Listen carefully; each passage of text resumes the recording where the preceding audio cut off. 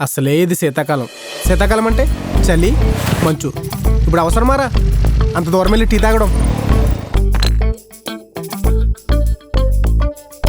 ఎవరు నువ్వు? తీవ్రవాదివా, నేరస్తుడివా, లేదంటే ఏదైనా గ్యాంగ్స్టార్వా?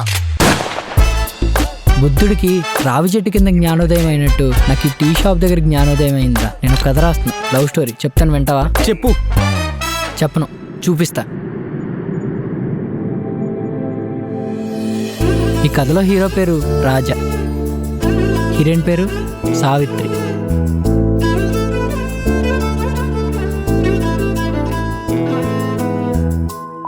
అంత బాగుంటుందారా అమ్మాయి? బాగుంటుందనే పదం చాలా చిన్నదిరా. అసలు అచ్చ తెలుగు అందం అనే పదానికి పేటెంట్ రైట్స్ తనవే అన్నట్టు ఉంటుందిరా. అంత అందమైన అమ్మాయి నీకు పడుతుందంటవా?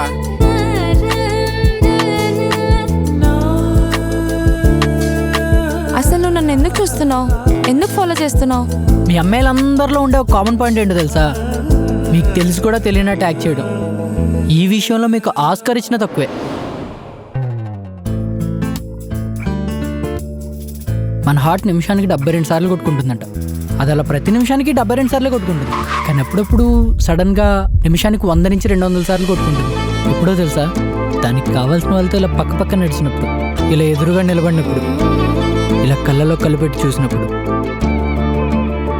చెప్పడం మర్చిపోయిన రే, మన కథలో వెళ్ళని కూడా ఉన్నాడు.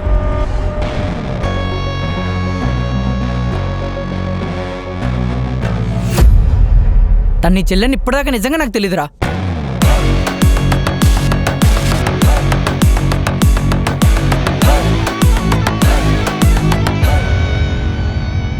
ఫైనల్గా ఒక్కటి చెప్తాను, నాకు పెట్స్ అంటే చాలా ఇష్టం.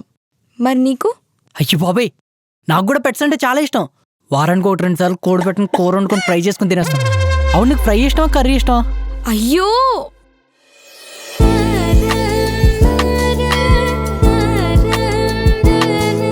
ఇంత చెత్తగా టీ పెడతావు కదా, ఇంతకీ ఏ పాలు వాడతావు?